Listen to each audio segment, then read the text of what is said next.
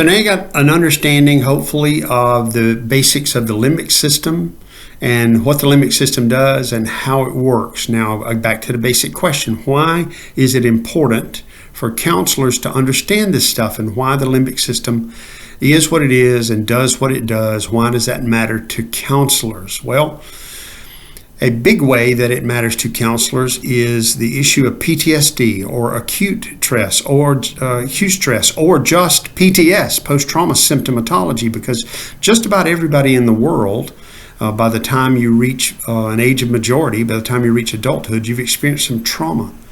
Some people have had really extreme trauma and traumatic events, such as folks serving in the military and combat theaters, combat zones, and children who've been abused, people who have been in long-term traumatic situations like that, abused children, veterans who served in combat. One of the things that they struggle with is their limbic system gets switched on, and then they can't switch it back off, because you heard in the video how the various structures get conditioned. They get kind of formulated to do this thing, and that is to fight, or that is to freeze, or that is to fly, to run away. So it gets kind of programmed. The programming gets laid down after these long periods of stress, as in child abuse and as in serving in combat. And they can't switch the limbic system off. That's just how it operates now. Brain's always wide open, hypervigilance, exaggerated startle response, difficulty sleeping, intrusive memories, all of those wonderful kind of things, because the limbic system's in part of the brain that doesn't know fantasy from reality. That's why you have a bad dream and you wake up panting, and you can't catch your breath, and the adrenaline's heart racing, and you got to burn that off. You may have to get up for a few minutes, or you got to lay there because your brain didn't know that wasn't real. That's not happening right this very second.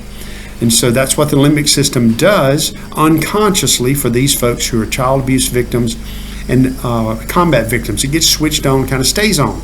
And it serves an abused child. How does it serve an abused child to be hypervigilant? How does it serve a soldier to have an exaggerated startle response? If you're hypervigilant, you're aware of your surroundings. And in the case of abuse, you read daddy or mama when they walk in the room. You don't have to be with them 10 minutes, kind of figure out how they're feeling today. You know instantly, and you can get out of there. You can go up to your room, you can go to a neighbor's house, you can get out. And it aids survival. Same thing with a soldier. The difference between a reaction time that somebody who doesn't have hypervigilance as one of the features, and the limbic system kind of switched on chronically, the exaggeration, the ability to move quickly, be hypervigilant, and a little bit of an exaggerated startle response is the difference between life and death, quite literally. In combat, if you're not already alert, and it would take you 0.7 of a second to get moving at the first sign of trouble. Wouldn't be long, that's not long. But the difference between 0.4 and 0.7 is life and death. The slower you move, the slower you react in both abuse situations, combat situations, etc., the greater your life is at risk, both literally and figuratively. The same thing with PTSD. Somebody's in a horrible car accident, and then they have bad dreams about it, bad memories, intrusive memories about it. A woman that's raped, horrible memories of it, horrible re-experiencing of it, hypervigilance, etc., doesn't want to go out and be in any kind of vulnerable situation. The limbic system is switched on to some extent, and the memories have to be reprocessed and the limbic system reprogrammed in order to get it to calm down and work like it should work.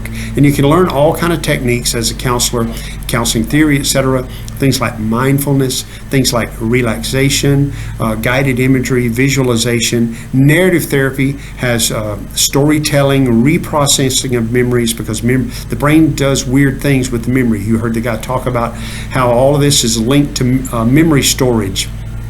And so the memories are stored in trauma situations in fragmented ways, where it's not a beginning to the story, precursors, the beginning, the middle, and the end, and the what's happened since, it's fragmented. That's why people are sitting in their dining room, for instance, and a smell comes through the window and suddenly they are being raped again.